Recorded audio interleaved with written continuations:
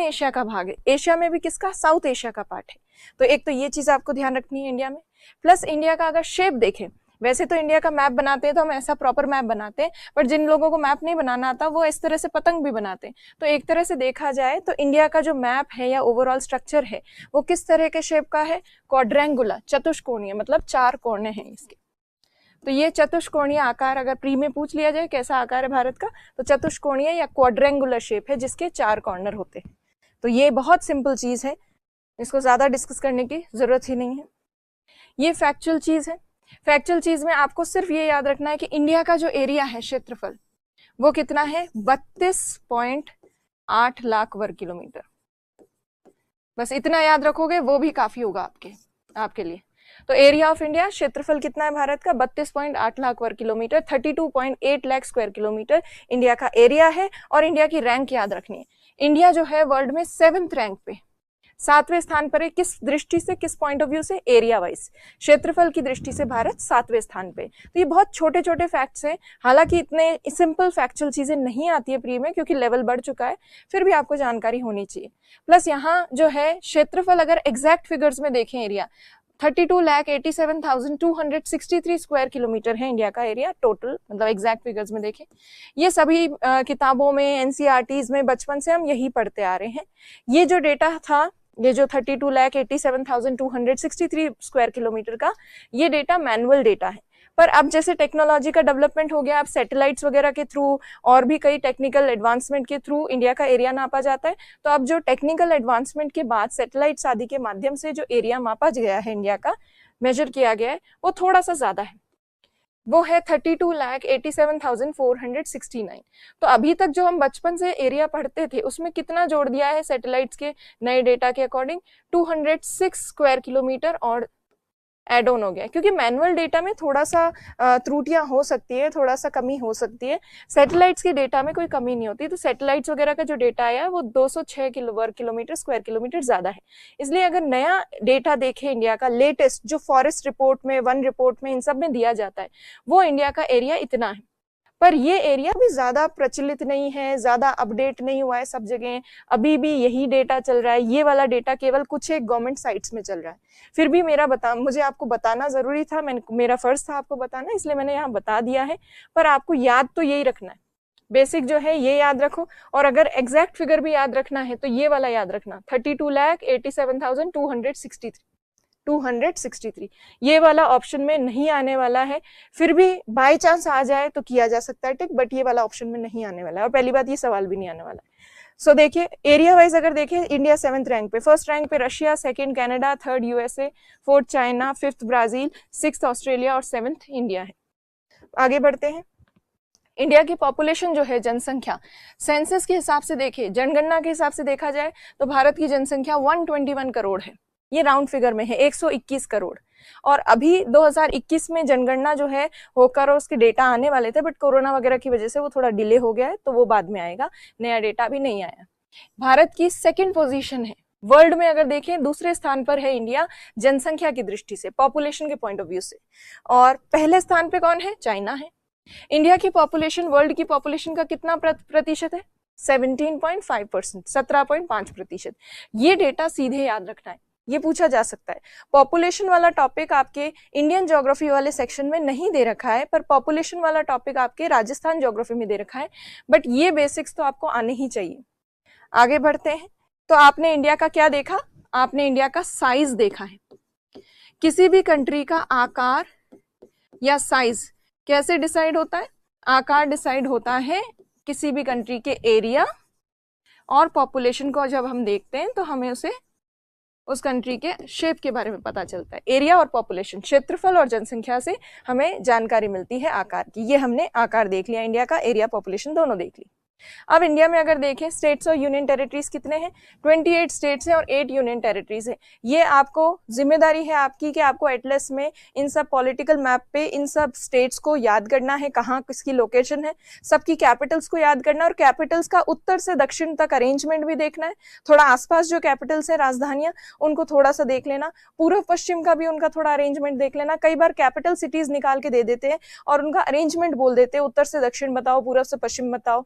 जैसे एक बार क्या दिया था, जैसे आपको दे दें यहाँ पे बेंगलोर दे दें, आपको और भी 2-3 चीज दे दें, यहाँ पे जो 2-4 सिटीज का नाम दे दें, जयपुर दे दें, ये दिल्ली दे दें, तो आपको पता नहीं लगेगा कि ईस्ट वेस्ट में कौन सी है, नॉर्थ साउथ तो फिर भी थोड़ा पता चल जाए। तो ये आपको कैपिटल्स का उत्तर दक्षिण और पूर्व पश्चिम भी देखना है, नॉर्थ साउथ भी देखना है, ईस्ट वेस्ट भी देखना है। 8 जो यूनियन टेरिटरीज है उनमें है लद्दाख, जम्मू कश्मीर, चंडीगढ़, दिल्ली, ये दादरा नगर और दमन दीव जो है ये कंबाइंड कर दी गई है।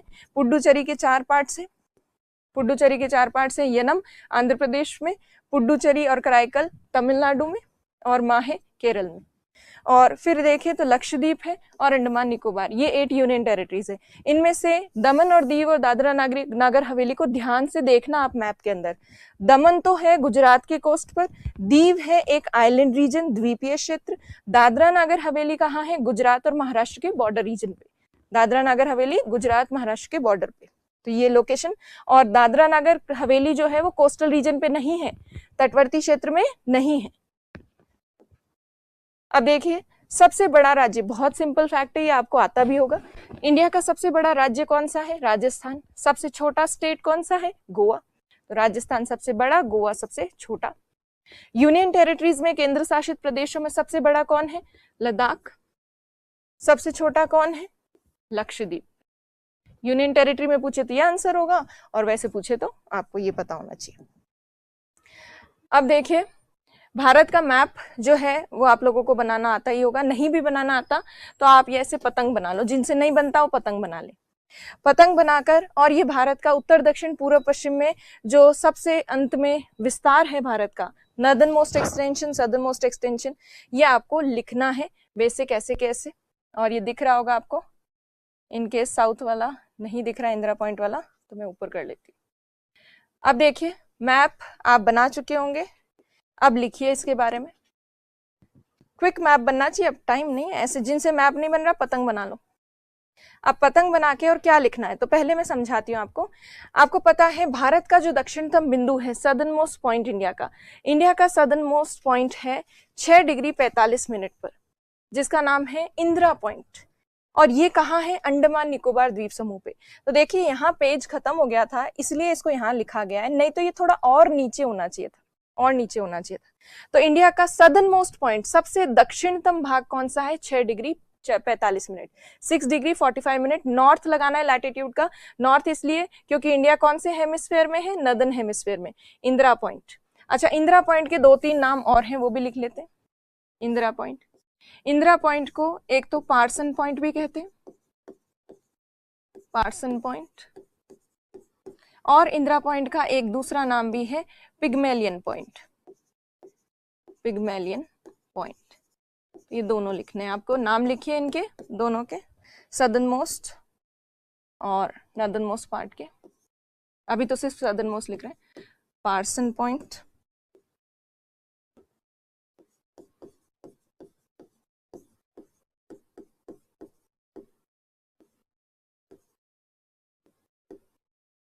और ये पिग्मेलियन।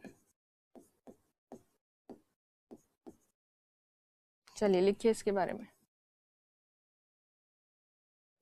सबसे सदर्न मोस्ट पॉइंट लिखिए, फिर आगे नॉर्दर्न मोस्ट वगैरह भी लिखेंगे।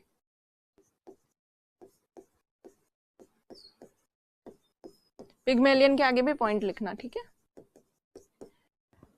तो पार्सन पॉइंट, पिग्मेलियन पॉइंट पुराने नाम है इंदिरा पॉइंट के, और ये सबसे दक्षिणतम भाग है भारत का, सदर्न मोस्ट पॉइंट, ठीक है। तो ये लिख लिया होगा आपने। और सबसे दक्षिणी भाग, मुख्य भूभाग का, मेनलैंड का सदर्न मोस्ट पार्ट कौन सा है, 8 डिग्री 45 मिनट पे लोकेटेड है, 8 डिग्री 45 मिनट पर, और उस स्थान का नाम क्या है, कन्याकुमारी। अच्छा ये 45 मिनट नहीं है, या फिर 4 मिनट ही लिखो।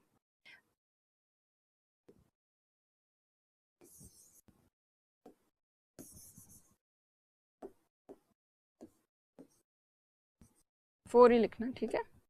तो लिखिए, वो तो 6 डिग्री 45 मिनट, ये 8 डिग्री 4 मिनट, और कन्याकुमारी है सबसे दक्षिणतम भाग, तमिलनाडु में है कन्याकुमारी, और सबसे उत्तरी बिंदु यहाँ पर है, पीओके में है सबसे नॉर्दर्न मोस्ट पॉइंट, उसका नाम है Indira call, 37 degree 6 minute north पे।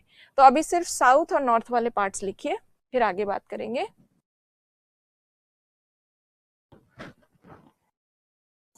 महेंद्र, अब लिखना है महेंद्र, इससे पहले अभी जो मैंने करवाया था 32 लाख 32.8 लाख और वो सब, तो वो आपको वो बहुत फैक्चुअल चीजें हैं बहुत, और वो मैं आपको नोट्स दूंगी पीडीएफ। ये वाला यहाँ से अब लिखना शुरू करो, एक पेज छोड़ देना भले।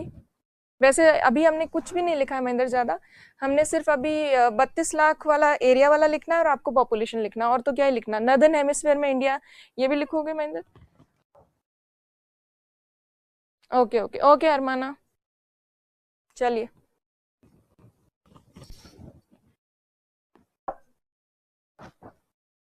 महेंद्र लिखिए, अब बाकी लोग लिखिए।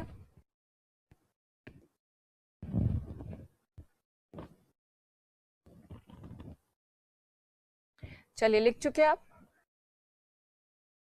ये लिख चुके होंगे। तो अब जो है उत्तर से दक्षिण तक, मतलब कन्याकुमारी से लेकर इंदिरा कौल तक जो पार्ट है इंडिया का, उसके बीच में अगर हम उनकी दूरी देखें, इंदिरा कौल से लेकर कन्याकुमारी तक का अगर हम डिस्टेंस देखें, तो कितने किलोमीटर का डिस्टेंस है उत्तर से दक्षिण तक? वो है 3214 किलोमीटर की दूरी, 3214 किलोमीटर।